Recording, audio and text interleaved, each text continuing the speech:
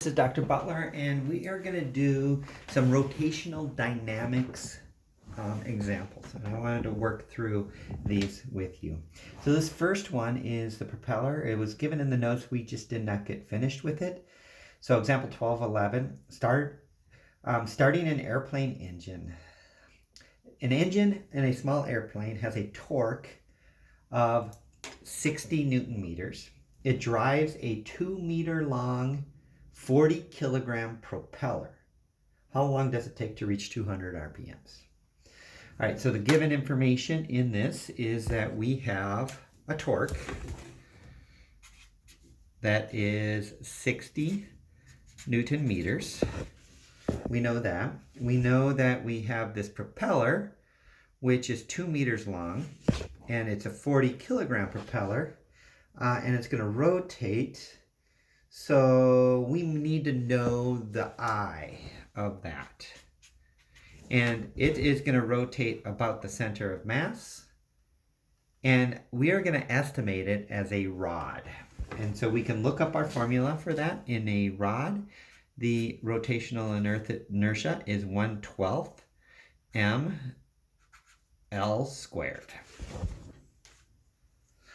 Okay. We did not have to determine that. We just looked that up in the formulas for rotational inertia. So we know about the rod, we know about the torque, and now we have to figure out how long does it take to reach 200 RPMs. Well, that is our final omega is 200 RPMs, which is revolutions per minute. And we should convert this into radians per second. So a revolution is 2 pi radians, and a minute is 60 seconds. Okay, and we can cancel out the minutes, cancel out the revolutions, and we do our calculation for this. And I'm going to use my calculator to calculate this really quickly to figure out what my rotational inertia is. It's 200 times 6.28 divided by 60. So we are getting to 20.9 radians per second.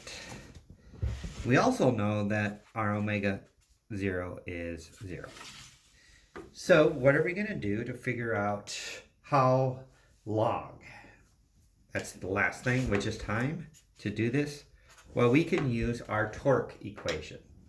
And so torque is the sum of the torques on something equals our mass, which in this case is I, times our acceleration, which is alpha. Okay, alpha is the angular acceleration. If we can find alpha, we can find the time. And so we have to first of all figure that. Well, the torque is 60. And our I is 1/12 mL squared. We could plug in numbers at that point, but I'm not going to. Times alpha. So alpha is 12 times 60 divided by mL squared. And now I'm going to calculate some of these things.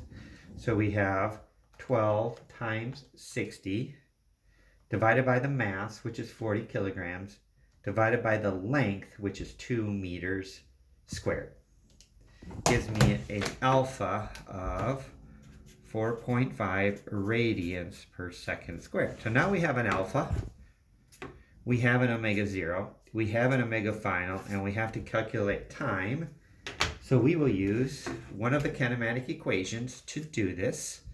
And I'm going to say that alpha equals the change in omega over time is the right one to use, and we have to find time. So time equals the change in omega over alpha. And our change in omega is our final minus our initial, which is 20.9 radians per second.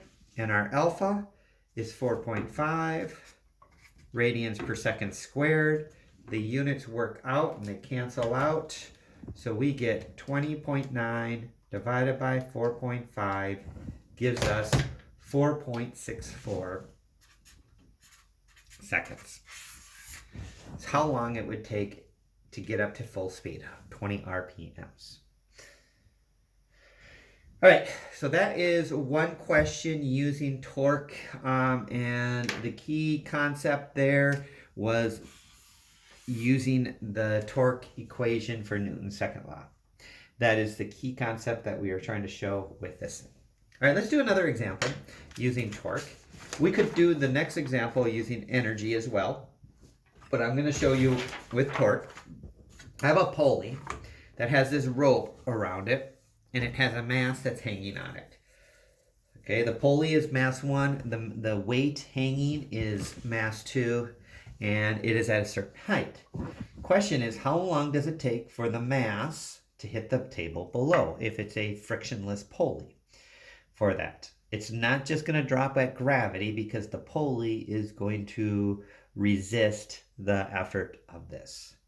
So the way we're going to look at this is I'm going to look at a point, I am going to look at a point right on the edge here, and there is a force that is pulling it down.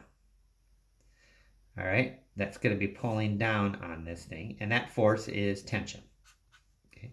Tension is also going to be pulling up on this mass, and then we're going to have M2G pulling down on the mass. So we have these three things that are working on this mass right here. Well, the tension is going to cause the pulley to rotate, and the combination of tension and the force of gravity on the mass is going to cause the mass to fall. So I'm going to set up two equations here. One using this is going to be our force equation, where we know that the sum of the forces is going to equal our mass times acceleration. In this case, the sum of the forces is M2G down minus tension up equals M2 times the acceleration of the block. Okay. Now at the pulley up here, this pulley is not falling, it's going to be rotating, and so we can't use force, we have to use torque. So we know in this case, the sum of the torque is going to equal I times alpha. All right, the torque on the pulley is caused by the force. So if we remember our torque equation, it's FR sine of phi. Well, phi right here is 90 degrees, so that's going to be counted as 1, and we just have F times R. So our torque is the tension, and our F is tension, times the radius of that, equals I. Well, it's a cylinder, so I for the cylinder is going to be, you can look this up, 1/2 mr squared. And so I is 1/2 m1 r squared times our alpha. Okay. An r cancels and an r cancels right here. And so we have tension equals 1/2 m1 r times alpha. Okay, so we have two equations, one using the torque, Newton's second law in torque form, and one using Newton's second law in force form. And now we're going to simultaneously solve these two together. I don't need tension, so tension can go into here and substitute in. So we have M2G minus the tension, 1/2 m1r alpha equals M2 times A. Well, the acceleration of this block here is going to accelerate, is related to the alpha of the pulley. Okay. The point on the string right here is going to accelerate at A, and that is the edge point of the pulley. And so the pulley, as long as it doesn't slip, the pulley is going to rotate according to how fast that rope is pulling on there. And so we have a constraint here, is that the alpha and the A are connected together. And this is going to be very common. You're going to see this. Our A equals our alpha times R. Okay? And this is just using how you go from linear to rotational coordinates. You are going to be using the radius of the rotation for that. This is saying that the acceleration on the end of the pulley, at a point on the end of the pulley, is equal to alpha times R. All right, and so we could plug in this to get our A. I'm going to rewrite this as alpha equals A over R, and then I could plug in my alpha into this equation, and it's going to actually help us to solve it. So m2g minus 1/2 m1r times A over R equals m2 times A. Yep, the r's canceled there, right? So in this case, it actually, the r's end up canceling here. And then we can solve for A. And we'll put this, I'm going to bring this half of m1 term over to, this is, yep, that's an m2. I'm going to bring the half of m1 term over here. So our m2g equals m2a plus 1/2 m1a. All right, let's see that up there. And I need to get A by itself, so m2g equals m2 plus 1/2 of m1 times A. And so A equals m2 over m2 plus 1/2 m1 times g. That's our A. Now the question is asking, what is the time it takes for it to fall a height h? All right, so we're going to see how long does it take that mass to fall. We now have the acceleration of the mass according to those things. So we have acceleration. We know our initial speed is going to be 0.